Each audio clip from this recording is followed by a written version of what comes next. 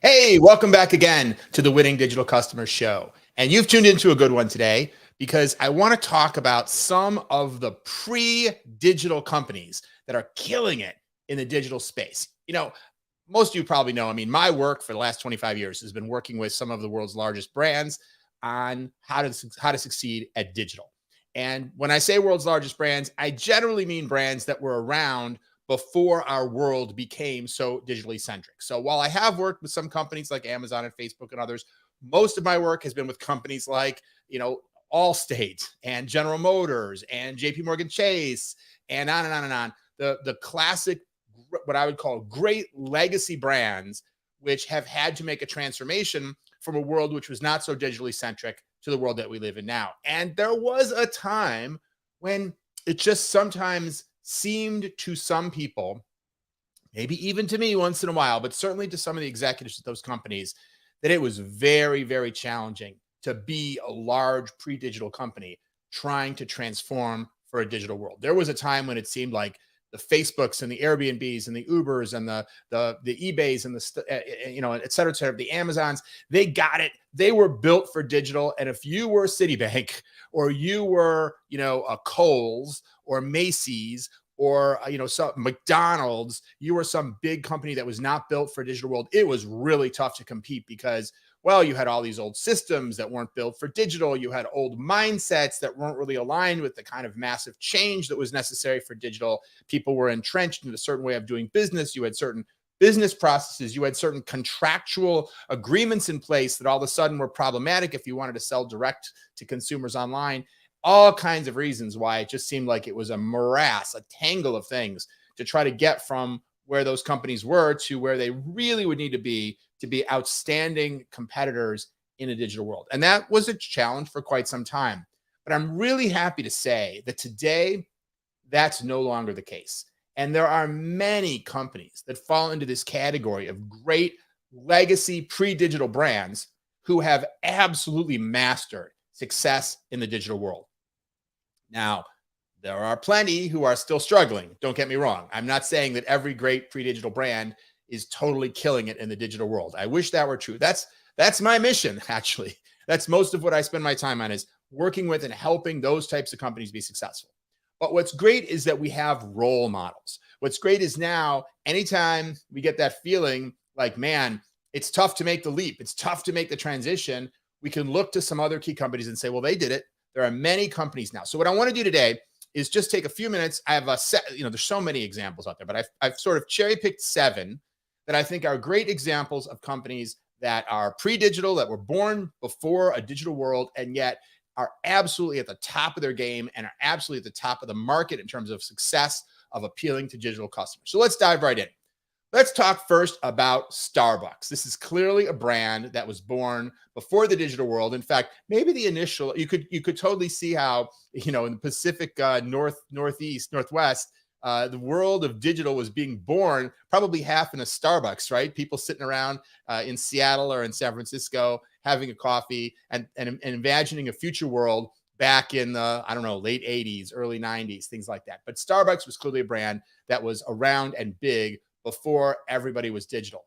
And so where are they now? Well, first of all, according to one recent report from the company, the recent earnings report, they now have 26% of all of their orders in their stores coming in via mobile devices. I think this is huge for something like Starbucks, which, this isn't Dominoes here, right? This is a walk up and order your coffee type experience.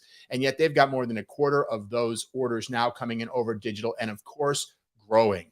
This allows them to do more business in any given store. It allows customers to get in and out of the store more rapidly and have a better experience. It allows them to make sure that they're being able to specify the exact drink that they want. And not only that, but to be able to not have to specify it over and over and over again, so that every time you go back to a Starbucks, you don't have to explain to the person. I'll be honest with you. Me, I just drink decaf coffee black, so I don't have this problem. But I know there are people who have this very complicated combination of what they like in their coffee, and they have to explain it every time and risk that the person misunderstands you. Is a point of friction, a point of pain, versus knowing that it's saved in the app and you can just say, I want another one of those as you're walking to Starbucks. And as you walk in, there's your coffee. You've already paid for it. Of course, a much better experience. And that is the experience now of 26% of Starbucks' orders and growing. So that's huge. They may not be the number one in the quick service restaurant business, but I think especially for the type of business Starbucks is, that reflects fantastic level of digital transformation. And I want to mention one other thing about Starbucks. Frankly, each of these companies that I'm going to talk about, I could probably mention 10 things, but in the interest of time, I'm going to try to rapidly get through 7 companies. But another thing about Starbucks is the Starbucks mobile payment platform. This is just amazing. The number one mobile payment platform in the United States, you could probably guess, it's Apple Pay. That's the most widely used mobile payment platform. But Starbucks is the number 2 most widely used mobile payment platform. Their own, kind of a payment system where you can purchase advanced credits and then use them to buy your coffee. That system is number 2. And following them are things like Google Pay and Samsung Pay and other mobile payment systems. So this represents, imagine a coffee shop becoming one of the absolute leaders in mobile financial transactions in the United States. Just a tremendous job of digitally transforming a very non-digital business, right? Walk in and get your espresso, walk in and get your cappuccino. So that's Starbucks. I'm going to keep moving here. In the same vein, let's talk about Dominoes. Again, we're kind of in this sort of quick service restaurant space. Dominoes, of course, very different type of business at the beginning, because this is a business that classically is one where customers pre-order the product for delivery. But of course, historically in a pre-digital world, mostly via the telephone.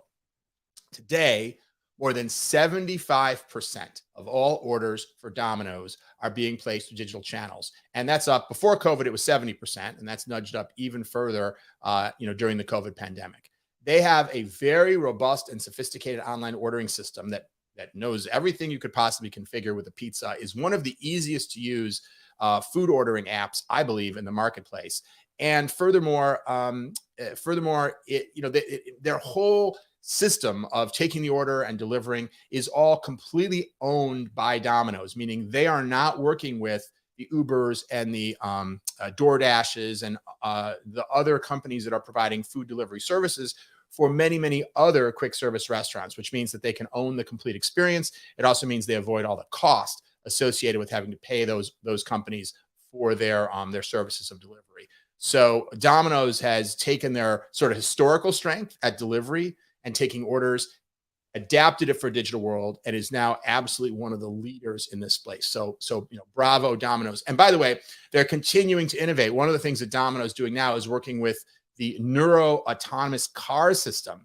They have a pilot going now in Houston. And what that's going to mean is that if you place an order through the app, you can have an autonomous car come to your house, to your door, and then you just go to that car. You enter a PIN that comes up on your phone. It's almost like a locker, and you take out your pizza, and then the car drives off. And so they're taking that next level of automation to potentially avoid the need for drivers and the associated challenges of that, to just be able to automate the delivery process itself. So a lot of cool stuff going on at Domino's. Let's keep going. Let's talk about one last quick service restaurant, which is Panera.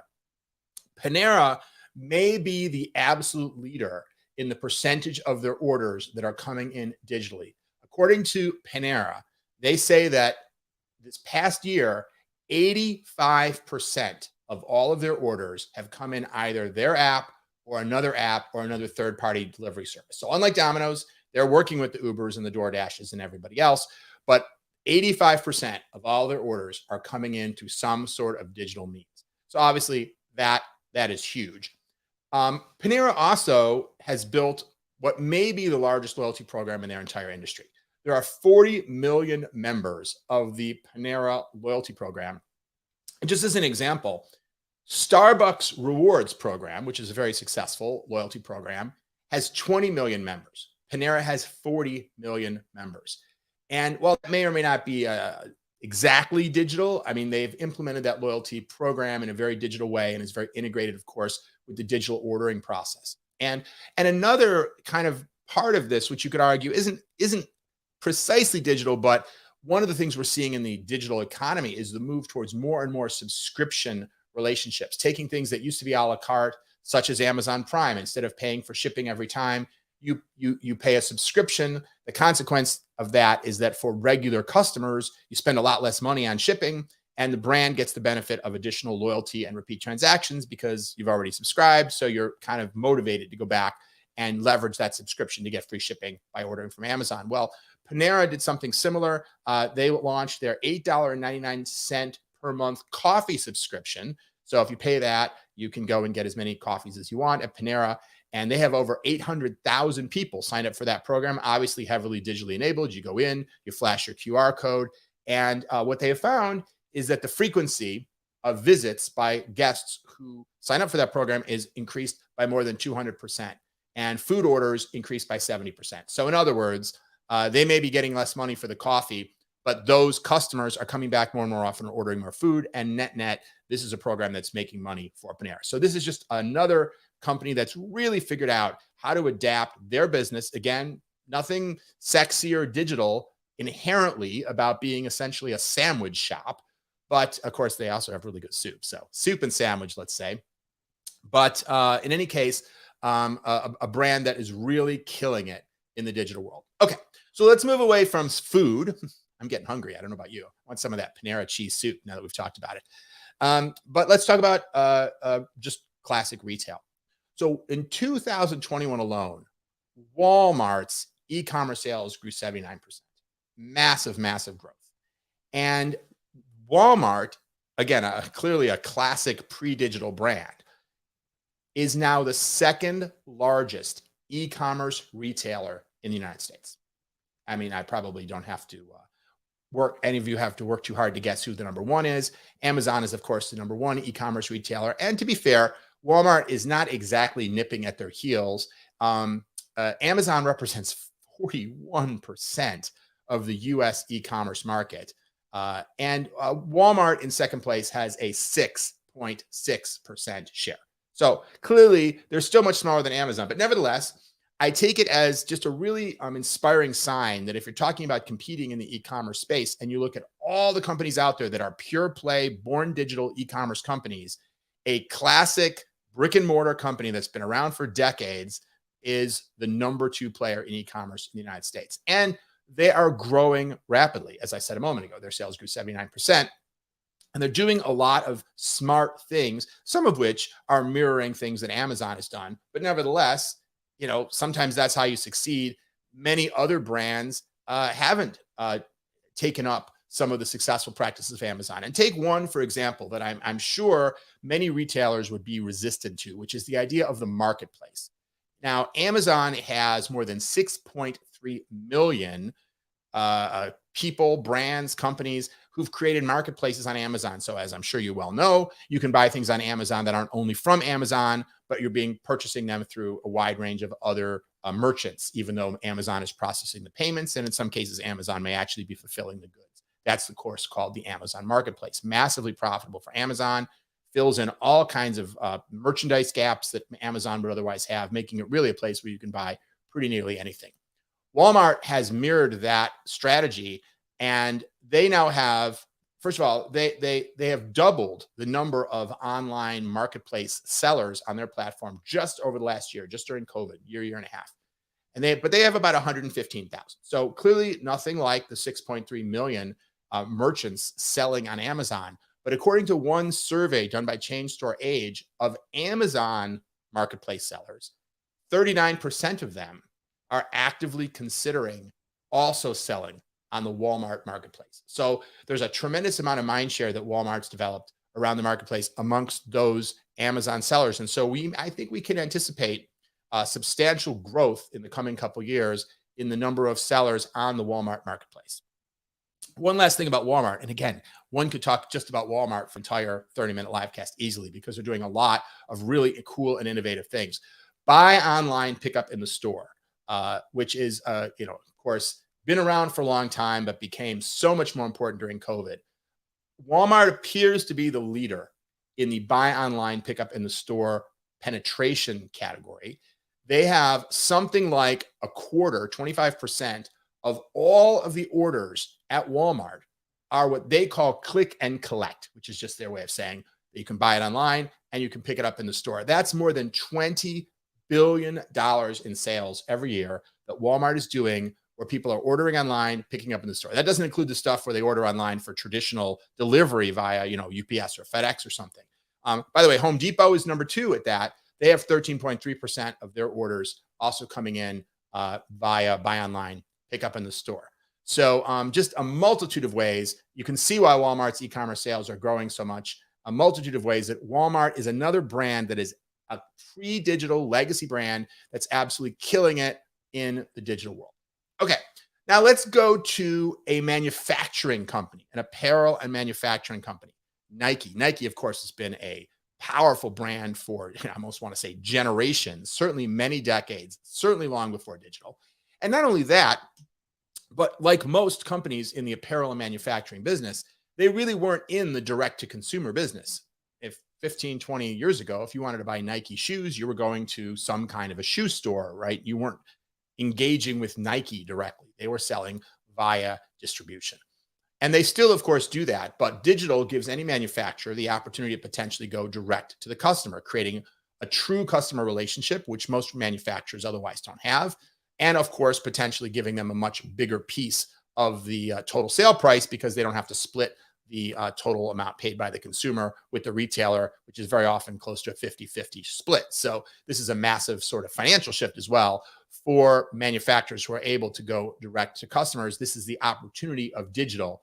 Unless you want to go create a whole bunch of your own stores, digital is the opportunity for manufacturers to go direct to consumers. So how's Nike doing in that area? Well, they are now doing more than 25% of their business, sale of shoes and apparel, direct to the consumer through digital channels. And if you consider the scale of Nike to have 25% of all of their business coming directly to them via digital channels, is absolutely a huge transformational shift in their business. So I could say more about Nike, but in the interest of time, I'm going to move on to another one. Let's jump over to financial services. Now, financial services is, first of all, a category where there aren't as many pure play digital competitors that are actually out there gaining massive market share.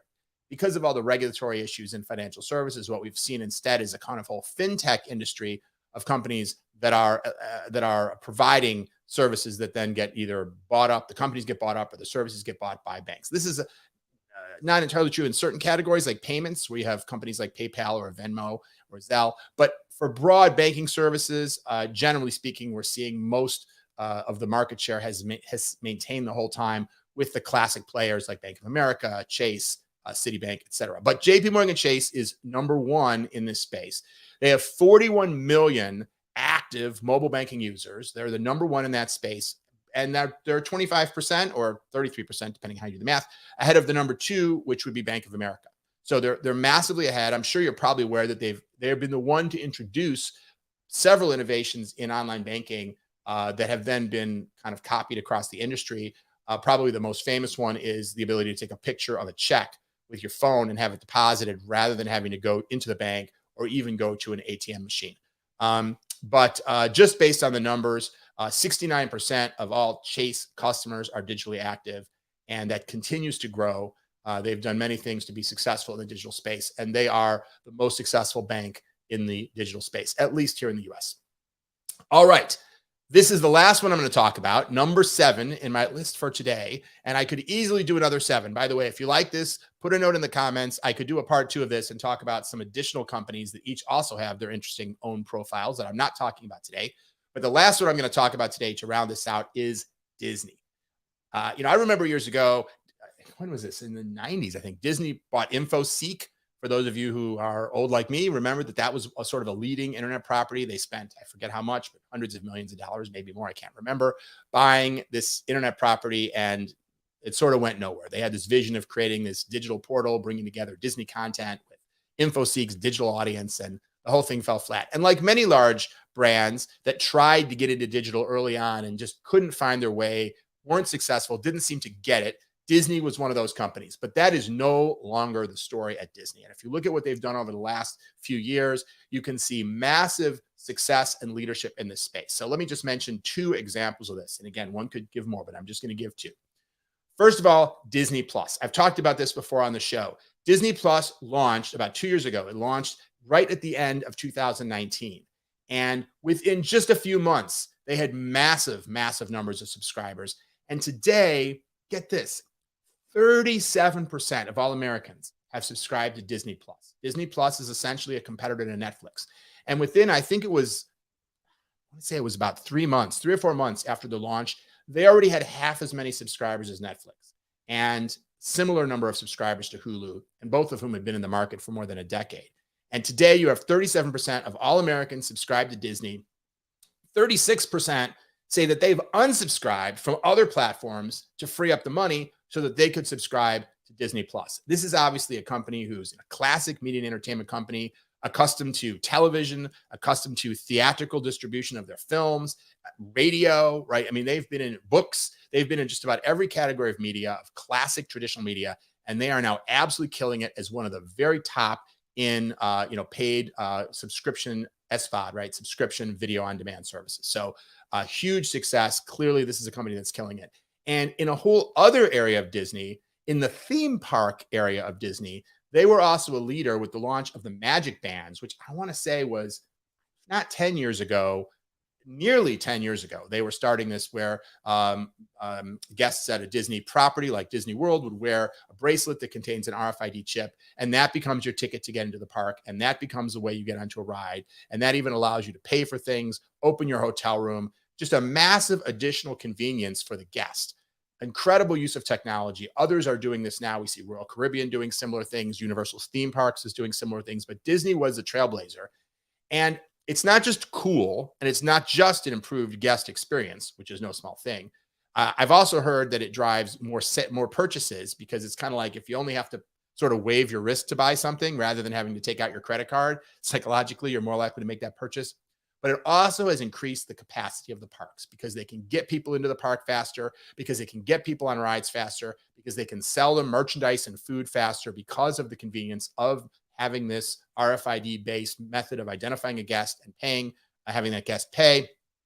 They can now get 5,000 more people into a Disney park every single day. It has increased the capacity of the park. And I don't know what it costs now to get into a Disney park for a day, but it's more than $100. That much I know. So you can do the math in your head to say how much money more are they making every single day, right? It's more than $5 million. And by the way, that's just what it costs to get into the park. But you know that everyone who's into the park who pays, I don't know what it is now, $120 or whatever, depends on your bundle, I'm sure. You're probably going to spend another $100 in the park on food and merchandise you don't need and all that kind of stuff. So this is a massive financial impact for a property which often does operate at capacity. The ability to expand the capacity of your business is only financially beneficial if you're already near capacity. But Disney is certainly a brand, maybe not during COVID, but at other times often operates near capacity. And this has been a major, major impact on the business. So that's 7 brands. And again, there are many more, but there are 7 examples of brands, pre-digital legacy brands that have absolutely not just been successful, not just been able to serve their customers via digital channels, not just had a decent app, but who are absolutely at the top of their industries at serving today's digital customers. So I hope that's inspiring for you if you're working with a large brand. And also, frankly, it means you've got no excuse. You can't say, oh, well, we're never going to be able to be at the, digitally outstanding. You could never expect an old school brand like ours to be competing with today's best digital brands. You know what?